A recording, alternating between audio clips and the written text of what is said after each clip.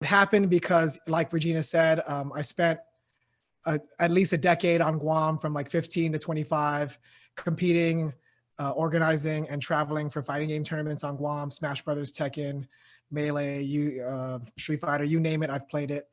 Um, and being at Twitch as a video producer just blows my mind because, again, I have a math degree, right? And there was a long time where I was just a great student and doing diligently what I was supposed to do, but not really knowing what my career was going to be. I just had a lot of passions in my life, and I'm so blessed that a lot of them have coalesced and aligned, and it's become a career. And it sounds really crazy, but if I walk you through everything that happened, maybe you guys can figure out how these techniques can apply to your life or these mindsets, right? So let's go back to the beginning. So when I was younger, I first started making videos when my family got a digital camera. It was the first time I ever had anything that had the ability to record video. And it was right at that moment, like Windows 98 level, when you had Windows Movie Maker, free editing programs, right? And I just kind of got fascinated with shooting video all the time. It was a fun hobby of mine. Every time I had a school project, I would ask them if I could do a video instead of like a regular presentation. And then my middle school best friend, Jermaine, is a breakdancer. So I would film all of their battles. I'd go to events and film recap videos just for fun. And when I was in high school, there was a site called lynda.com, which is still around today, where they have tutorials and everything. And I got a subscription, a 1-month subscription, and just went hard on as many professional video editing program and shooting tutorials as I could. And then from that, I learned pretty much the Adobe suite, at least the basics. And from there, I just kept making videos. It was something I did in my spare time. I mean, growing up, I was humongous nerd. Just kept, my mom's a teacher, and like even before I was going to school, she was bringing home workbooks for me to work on, right? So I graduated top 5 in my school, a straight A student, and that stuff kind of like brought out the competitiveness and the testing my aptitude part of my brain. But it was like, I don't know if it was ever truly my passion. It was just something you knew you had to do, so might as well do it well. But I would say video production and gaming are like 2 of the passions I've ever had in my life. Anyway, I got to college and my friends found out about my video production hobby, and they all wanted to learn it too. So in college, I had a group of friends. We all started doing videos together. We made a YouTube channel called Magic Camp Productions, which is an Earthbound reference. Shout out if you got that. And we just started doing cool experimental stuff, event recaps still, short films. It was just a really, really fun and pure time. It was just emerging technologies with the DSLRs from Canon, editing programs and computers being affordable and powerful. And you just kind of were, and still are to this day.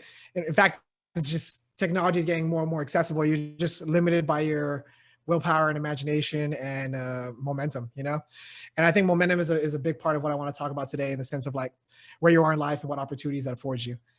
But yeah, college was a beautiful time. We were doing a lot of cool work. We were on YouTube. I mean, it was only getting like 10,000 views, but back then in 2010, 2009, that's viral. And people on Guam just got to know us as like the video crew, So I'm doing this, I'm doing fighting game tournaments, and I'm doing this at the same time, video production as a hobby. And then finally, I got a job at Tropical Productions. Not finally, let's reel that back a little bit. I was just shooting events for fun. And then I don't know if you guys know PXC, Pacific Extreme Combat. It was a MMA organization that was on Guam for at least 15 years. I don't know the exact history, even though I'm one of the people most well-versed in it. I've been going to PXC my whole life. I shot some freelance stuff for them in college. And then when I graduated, they offered me and my friend a job. And it's the first time in my life where I ever thought I could do video production like full time. Again, I got a math degree at UOG because, here's the super quick reason on how I picked my education. I was a great student. I thought, well, if I'm a great student, I'm just going to be a doctor. I went into UOG. I signed up for bio. Bio was so hard. Bio was extremely difficult because we have an amazing, strong bio program at UOG. So you got to earn your stripes. And I was like, man, this is difficult. And I'm going to have to really study if I want to do well in this class, and I just don't want to study biology. So I asked myself, what are the subjects I enjoy the most that I could study? I love math and I love English. Well, math seems more practical, so I'll study math. That's literally all the forethought I had in choosing my major. So anyway, that's why I got the math degree.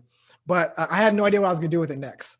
So when Tropical offered me a job to shoot video, I was like, you know what? I've always wanted to shoot full time. I've always wondered what it would be like. And I took the opportunity. And as you can see from the highlights, again, these don't on social media, always remember that it's people showing the best parts of their life.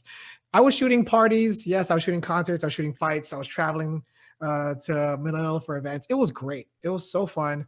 It was a life experience. It was a growing experience. I gained so much confidence. I learned so much stuff.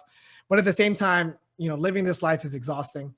And there's a lot of like not as cool events that you have to shoot on the weekly and just all these other things that come with being an adult and doing and working, just working, And I love the job. It gave me a lot of great opportunity. I love the connections I made through it. It was an unforgettable time in my life. But you start asking yourself what's next, right? I love shooting parties, but I don't want to shoot parties for the rest of my life. And let's see if there's a slide in this. Well, it kind of jumps immediately to Twitch. But what happened was I left Tropical Productions. And so the timeline of my life right now is like graduated college 21, 22, worked at Tropical till like 27. And then at 27, I had paid off my merit scholarship, which is, you gotta, if they pay for 4 years of school, you have to work on Guam for 4 years. So I paid it off in service through Tropical Productions. And it was the first time in my life I didn't have any obligations keeping me tied to Guam. And I had saved a bunch of money staying home with my family while working. And I just used that to go visit a lot of people who had offered to house me, and kind of also put the word out that I was traveling, trying to make new connections, trying to figure out the next step in life. And honestly, just through putting out that energy and just being earnest and asking people like, this is my skill set. Check out my demo reel. This is who I am.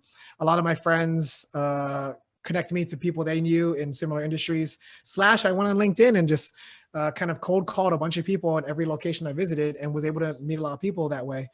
And basically, I traveled the world for Asia and West Coast for a couple months. And I was supposed to do a longer trip, but a friend I was crashing with in SF was just so accommodating and just the homie. And I was like, dude, could I just start paying you rent and stay here and just try to make a real run at getting a job? So he said yes. And then after a year of, job searching, grinding, networking, figuring out how to present yourself, figuring out how your skill set can benefit other companies, and just how to, it's just figuring out the job search process, which is something that they don't ever teach, but is just completely essential to learn. And that's how I got to Twitch. It was, there's another slide I really want to share here, which is really how I got to Twitch. And we'll come back to this one. Let me just F11. All right, boom. This Venn diagram right here, I've thought about this a lot. And this is the key to getting any job you want ever in your life. And I know it sounds like I'm kind of overselling it and simplifying it, and I am. I take it back. It's simple, but it's not easy. No one, just because something's simple doesn't mean it's easy, but this is how to do it. It's really to get the job you want. There's 3 things that need to click, right? You need to have the skills and experience for the opportunity you're looking for. You need to know the right people to help better your odds in being considered for the opportunity. And then you have to you have to wait for your chance to exist, because you can know the right people and have the right skills, but the opportunity for you to jump in just won't even be there, and you just have to wait and be patient. And then finally, when all of those 3 things coalesce, you have to deliver when you get your shot. You have to nail the interview. You have to, really present who you are. And honestly, a lot of times too, maybe you are not the right fit. Maybe the company isn't a good fit for you, and it's okay that's okay too. But this Venn diagram is just kind of filled with hard lessons that a year of grinding out here taught me. And it's once you understand this, you can kind of reverse engineer how to get to any position you want to be in. And that's something that math taught me. I love math. It's beautiful. It taught me the importance of logic and sound reasoning. And deep, introspection, that the lab is in your mind. And this is kind of my way of reverse engineering. Math teaches you the basics, the essentials of life, which is I have A and I have B. How do I get from A to B? That's all math is. At least, again, my math muscle is very weak, but that's the fundamentals that has stuck with me all this time.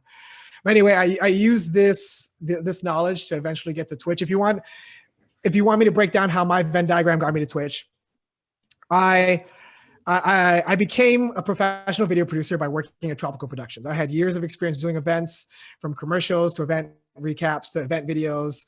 Like, I attained the skills and experience just kind of by luck. Again, I loved video as a passion. I got a job doing it, and I did it for a couple of years. I now have proven skills and experience. And then I moved to SF, and I started applying to jobs. And whenever I'd see job openings, I would see, let's say I found a job opening at Nintendo, which was the first interview I had out here. I saw a job opening for Nintendo. I went on LinkedIn and found everyone who worked at Nintendo who could even be tangentially related to that job or that department. Hit them up, said I was interested. And by reaching out and trying to connect with people, as long as you're someone who has real skills and experience behind your name, they'll listen, because people want to help good people join their company. So I had the skills and experience. Whenever I saw a job opportunity, I would look in the company and try and find people to connect with to help me stand out in the job search process. And then, but at the same time, I'm constantly looking every day for what new opportunities are available, so I can be one of the first to jump on. And then finally, let's say all these three things coalesce. Now I'm getting interviewed, and now I have to prep for the interview. I have to research the company. I have to truly understand what they're doing, what their mission is, how I'd fit in, what team I'd be in. Even if you're completely wrong on how you would fit in their framework, at least they know that you're putting in your homework to learn more about who they are and are trying to see what value you bring.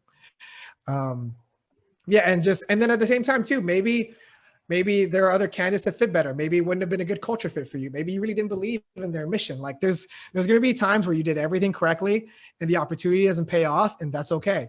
That was a great learning experience, and it maybe just wasn't right for you. The timing was off. Life goes on.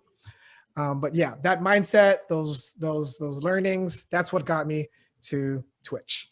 It was a dream come true. Again, a lifelong gamer. I grew up reading about gaming magazines, right? Official PlayStation Magazine, Electronic Gaming Monthly, and the managers and the writers and the editors from those magazines, they're all in this industry I'm in. My manager is someone whose podcast I used to listen to.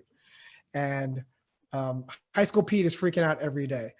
And again, coming from an island of Guam, I was driving from Dedo to Manilao, because I grew up in Dedo, but I went to GW, graduated in 07, and just listening to about everything going on in San Francisco, the gaming industry all over the world, just thinking I'd never be a part of that, to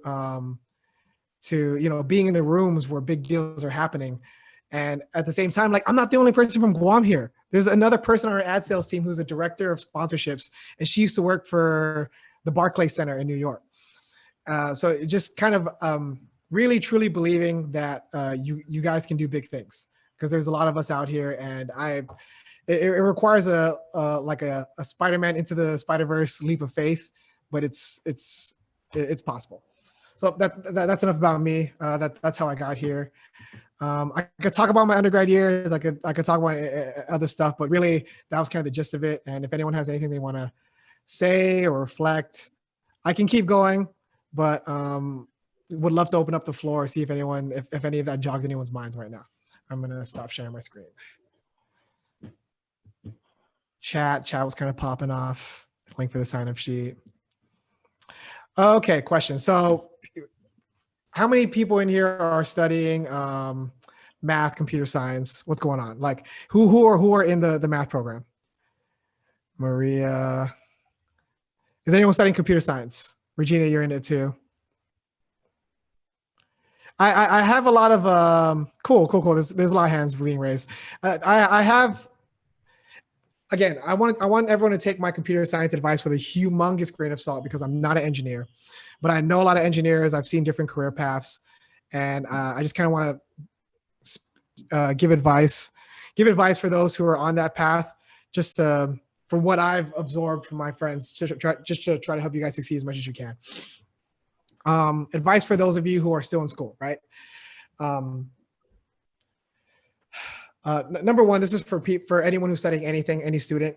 A lot of times in college, I was waiting and just kind of wishing and wondering, when am I going to get internships and cool opportunities that are going to help me benefit outside of the school world, right? Because growing up, I was an academic. I was just all about getting good grades, and getting good grades helps teach you grit and shows you the height of your aptitude, right? But that's not going to help you. Good grades only get you so far in the real world. I would sit back and kind of hope that whatever program I'm in or whatever, like I was just hoping for opportunities to come my way. But I think as a student, you should really make an effort to go online and look for research or like internships. There's a lot of opportunities that are afforded only to people who are students, who are currently enrolled in university. And I wish instead of waiting for opportunities to come to me, I would have gone out and researched more on what was available for students. Again, my cousin William Saban in the room right now, he's a great example of that. He went and got a great opportunity to actually he went. One was in Chicago last year, and then this year he was supposed to go to Berkeley. Unfortunately, COVID hit, but he still did it digitally. But those are opportunities that he got himself, and I wish I was as just outgoing, or just even knew that existed. You could create that opportunity for yourself. So for a lot of you who are just kind of studying and wondering, what can I do more? Thanks for the shout out. Of course, it's the truth. I can only give facts. But yeah, I just besides doing well in school, that's very important. I think it's also important to like look within your network, go online and look what opportunities are available for you as a student, and just kind of get real world work experience. And then this is specifically for the CS people, right? Again, I'm not a programmer, so I can't talk to the quality of the education that's provided at UOG, but I know a lot of people here in San Francisco who they all study, they have civil engineering degrees, they have a philosophy degree, whatever. And what got them to become engineers, and not just Twitch, but and all the big tech companies here, what got them to become engineers is either things they did on their own, or using outside resources such as like coding boot camps, or really just resources that are available on the internet to really teach themselves how to code. Of course, like being in I guess what I'm trying to say is what you do with your personal time is the most important thing. And yes, that applies to coding, but that applies to kind of like everything. Like, yes, I was a math major, and did what I had to do to pass and get my degree. But my passion at the time was shooting video, and life is about what you do in your free time is really what I'm trying to say. So, and another thing too is like, if you're not sure what you want to do in life yet, or let's say you do know what you want to do, there's people who are in places you want to be, you can reach out to them earnestly and ask them like, hey, I'm currently a junior in University of Guam and I'm studying this, and I see you're this, and I'd love to hear your advice and get hear your perspective of what I should do in my situation. People, you can do that like 1,000 times, and maybe a couple hundred people get back to you, and only like 30 or 50 become real connections. But that's 30 to 50 real connections. Like all you need is one great connection with the timing of one opportunity to pay off for you to be in the position you need to be. And I'm blessed. I'm blessed in a lot of different ways, right? I had a good family to support me. I had a lot of friends who helped me out. But everyone has the cards they're dealt. And there's always ways to look at your situation and think more about what you have working for you, and what you can do with your opportunities. What time is it? Okay, it's been a hot half hour, guys. I felt like I said everything I wanted to say. If anyone has anything, we could talk, we could spitball. But if everyone's good to go and they're all inspired, we could call this early and give everyone 30 minutes of their time back. Regina, how are you feeling? I have a question. Who's speaking up? I'm looking around. I still can't see. Oh, Z? sorry, Sarah. Sierra. Sierra. Sierra. Hi, Sierra. Hi. Hi, hi. Um, Obviously, since you said that you've been in Guam for like your whole time, and I know you traveled, but how was like the transition from living in Guam and then going to live in the States? I know that you decided it kind of last minute, or you said that, oh, I'm just gonna end up living in San Francisco. So I'm kind of curious. Yeah. So the beautiful thing about living out here is it really demystified Guam for me, right? Um, Again, and for those of you who have never left the island, that this it might be a little bit harder to visual. It definitely is hard to visualize. I'm downplaying it, but at the same time, I said this to someone the other day. It takes a lot of living to realize that life is really simple. Guam is just another small town. If you look at America and you see the big ass map of America, there's all these big cities we know about, right? San Francisco, um, New York, Chicago, Austin. But what you tend to realize is that urban city life is all kind of similar in its own way. Hong Kong, Seoul, Tokyo, they all have their own flavor and character, but there's basically like two kinds of life. There's urban life and there's residential small town life. Our small town just happens to be on an island paradise, which is awesome.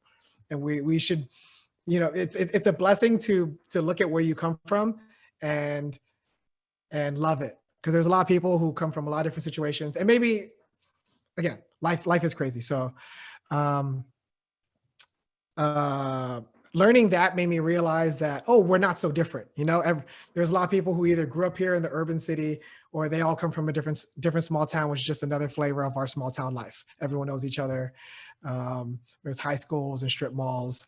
There's a McDonald's around the corner. Like we're blessed that we also are a 15-minute drive from a beautiful beach, But the transition to San Francisco specifically was amazingly easy because Guam, Hawaii, the West Coast, we're a very similar vibe. You kind of fit right at home. Yeah, so those two things specifically, San Francisco being a West Coast vibe, and that me just learning that Guam is just another small town among small towns in all of America. It's a very we all grew up in Western US pop culture. So we all have similar references and mindsets and ideas.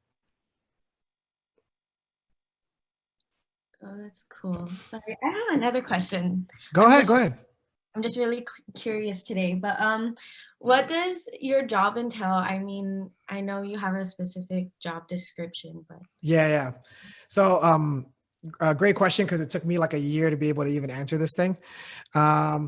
Before, when I worked for Tropical Productions, I was a B2C video producer, and I didn't even know I was. I didn't even know I was that, but I was a business to customer video producer. I was producing content that was mostly for the consumer to view.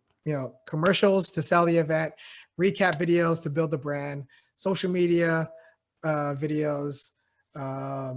B2C. How do we convey the brand and the need to know information to the customer through these mediums of graphic design and video production and putting things in the media and on the news. B2C. For Twitch, I'm a sales marketing video producer. I'm a B2B video producer, business to business. All the videos I produce help sell Twitch to other businesses.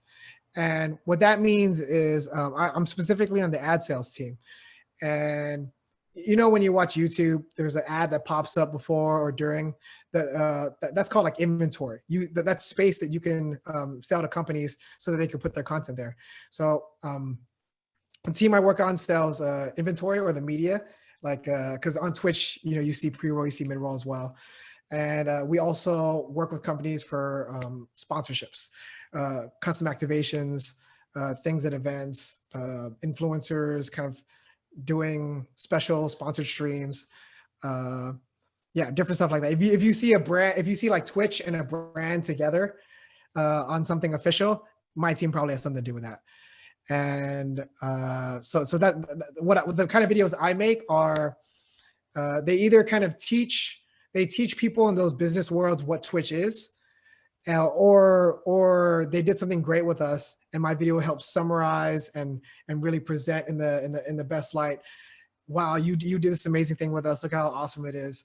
Let's do more stuff together. And using that as an example to other companies to be like, look at this really crazy thing we did with this brand. It really popped off. Imagine what you could do with us.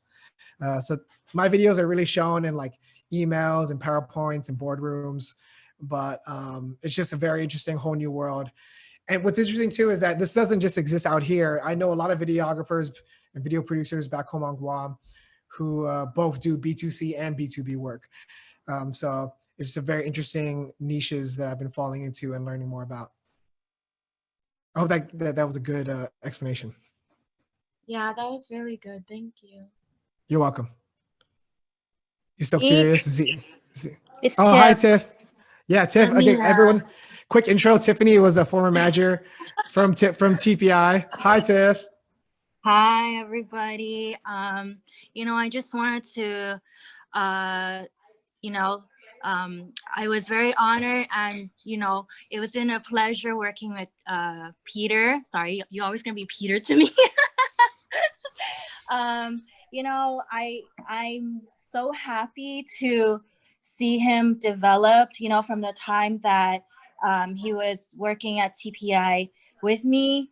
And I still get flattered, you know, people still call me boss here and there, but really I was a manager that really helped people to develop. And that's one of the things, right? And great leaders create leaders. So and you know, one thing about Peter, he works very hard, and he's always been real. You know, just really, he's really himself. You know, there's always integrity in everything that he does, and to the people and that he has relationship with.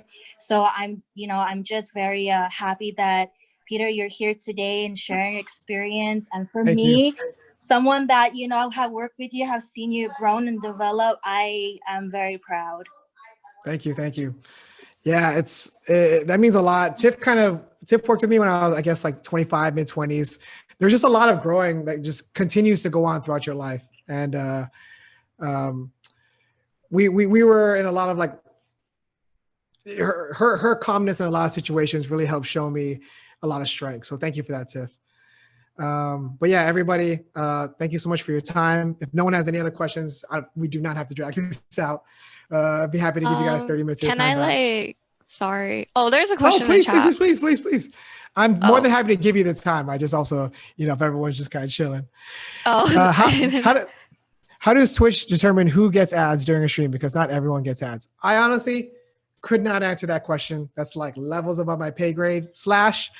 Guam is in a really unique place where sometimes we don't get served ads. Like there's just a lot of legalities around it. I couldn't tell you, but yeah, I don't know.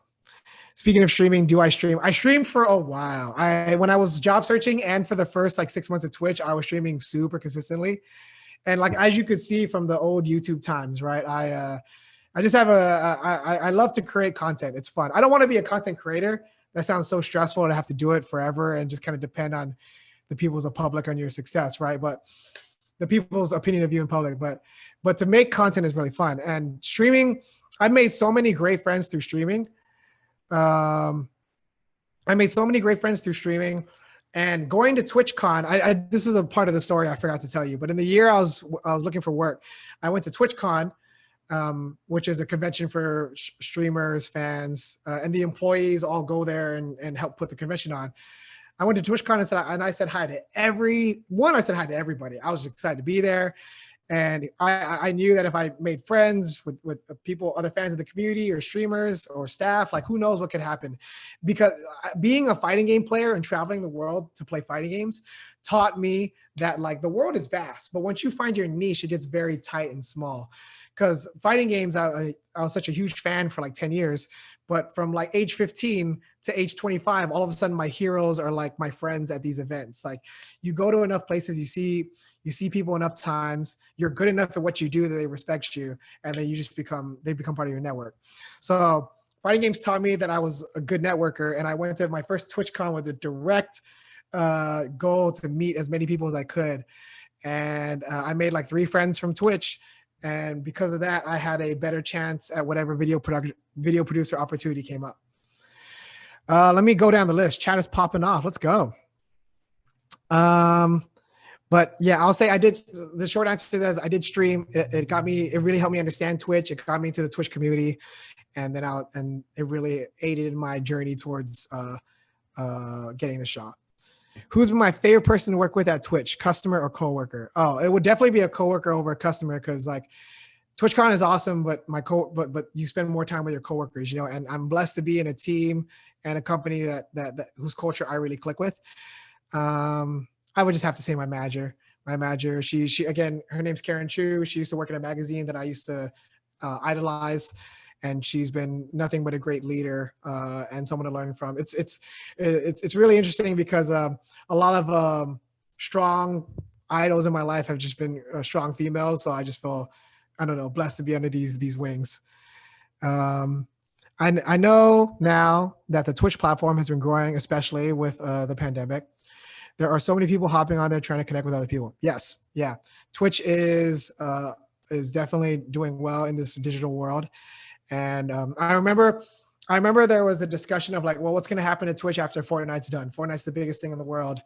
What's going to happen next? And our boss, our CEO, founder, Emmett, he said, gaming's always going to be around and there's always going to be stuff next. And during the Fortnite time, you wondered, no, this is it. This is the biggest gaming's ever going to get. And now where are we at?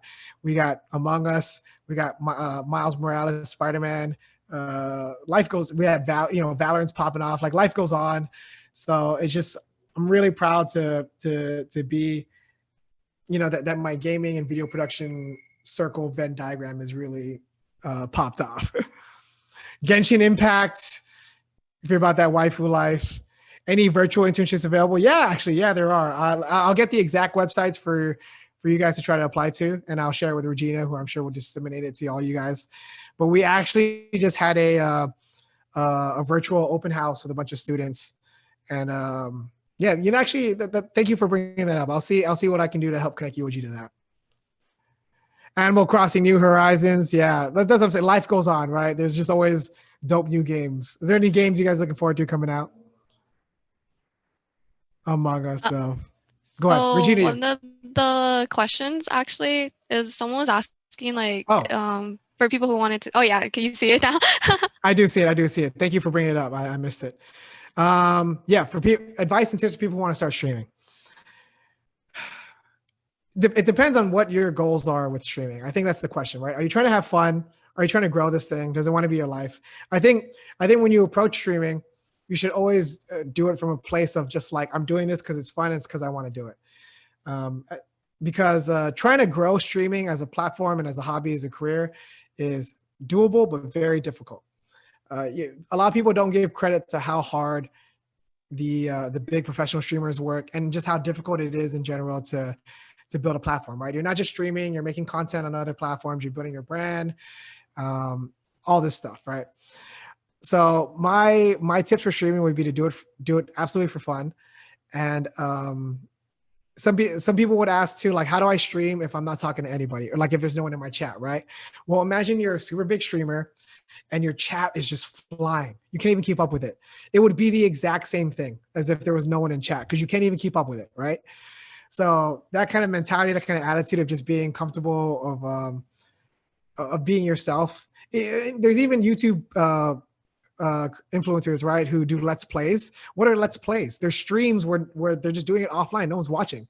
You got to be genuinely having fun with streaming. So I think if you just stream and you just genuinely want to be there and you're having a good time, that's all that really matters. There's so many technical things you could talk about, and because streaming is actually a kind of a difficult thing to do, I would admit, but it's very doable. And like anything in life, if there's enough resources out there for you to do it, if you want to learn. Streaming seemed really interesting when GGPQ would be commentating on tournaments. Nathan, stop it some more. I was honestly, I was blessed to fall into the streaming thing because, yeah, I would follow it online because I played fighting games competitively. So I would watch tournaments on like Justin.tv, which was Twitch before it became Twitch. And it was just the only way to see, like, you know, the baddest new players coming out of Tokyo or LA. But there's a guy in our scene, Barry Hernandez, who really got into it technically, made the investment to get all the equipment. He was the one putting on streams for the first time on Guam. I'm just lucky enough that I had a friend like that who kind of fell into it hard enough that showed me that it was possible for me to do it as well. You know what I'm saying? That's kind of the secret to everything in life, is seeing someone similar to you who's doing something which makes you now think it's not impossible. So he started streaming our tournaments for years. I learned how to work on the mic just by being a huge smack talker all the time. And like him providing me the opportunity to commentate and host stuff taught me the basics of streaming. Shouts to Shado Gaming, the legend. Yeah, so Regina, I think you had a personal question you want to ask? Oh no, so hello. Okay, so if anyone else has a question, I think we can direct it to him personally, just so we don't take up too much time. But I don't want to put you on the spot, but I think a lot of us are kind of interested in like maybe a video you made, if you wanted to end with showing us. So I remember when I was growing up, my brother showed me one of your Magic Hand production videos, the fire dance one. Yeah. So Honestly, I'm not sure. I would do a video share if it would play well, but video share over Zoom calls does not work. It just doesn't work. But I would more than happily like share you the link to my YouTube channel in the chat right now on F11. If you guys want to check it out on your time. Now. Which the chat popping off?